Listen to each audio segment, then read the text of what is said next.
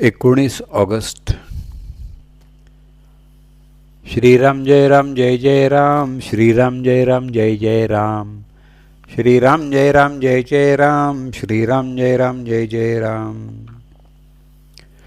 आपल्याला देवाची नड वाटते का? एक मनुष्य प्रवासाला निघाला. त्यानं बरोबर आपलं सामान घेतलं. तो पान तंबाखू खाणारा होता. त्यानं तेही सगळं साहित्य बरोबर घेतलं होतं. गाडी सुरू झाल्यावर थोड्या वेळानं त्यानं पानाचं साहित्य काढलं. तेव्हा त्याच्या ध्यानात आलं की अरे, आपण चुन्याची डबीच विसरलो होतो. त्यानं पुन्हा पुन्हा सामान शोधलं. त्याला मोठी चुटपुट लागली. कुठं काही पडल्याचा आवाज झाला की त्याला वाटायचं चुन्याची डबीच पडली. कुणी त्याच्याशी बोललं की त्याला वाटते आपल्याला हा चुना हवा आहे का, असं म्हणून विचारतोय. तर तात्पर्य काय की ज्या गोष्टीवर आपलं प्रेम असतं त्या गोष्टीची आपल्याला नड लागते. ती नसेल तर हळहळ वाटते. तशी आपल्याला देवाची कधी नड लागली आहे का? आपण आपल्या घरातल्या सगळ्या वस्तू आपल्या म्हणतो. बायको, मुलं, घरातल्या इतर वस्तूंची आपल्याला इत्थंभूत माहिती असते. परंतु देवघरातला देव ज्याची आपण रोज पूजा करतो तो कधी आपलासा वाटला आहे का? आपली जर ही स्थिती आहे तर आपल्याला देवाचं प्रेम लागेल कसं? देवाचं प्रेम लागायला हवं असेल तर जगताची आशा सोडली पाहिजे. व्यवहार न सोडावा.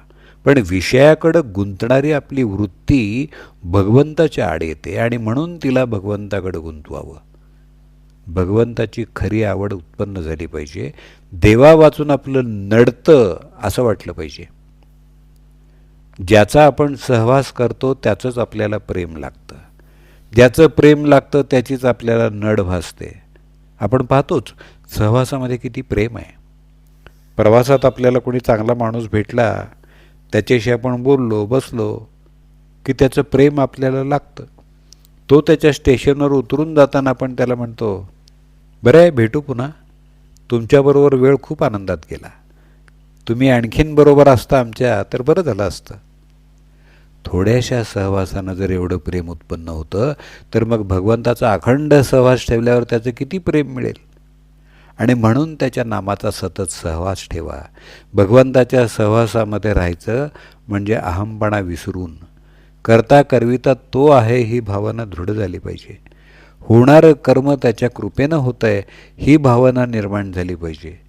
तुमची कळकळीची हाक ऐकून तो तुमच्यापाशी आनंदानं धावत येईल. नामानं काय होणार आहे असं मनात देखील आणू नका. नामात किती शक्ती आहे याचा अनुभव नाम घेऊनच पहा. ज्याला नामाचं प्रेम आलं त्यानं भगवंतालाच आपलंसं केलं यात शंका नाही. नामस्मरण करता करता मनुष्य क्रमाक्रमानं प्रथम मुमुक्षू, मग साधक आणि पुढं सिद्ध होतो. जानकी जीवन स्मरण. जय जय राम.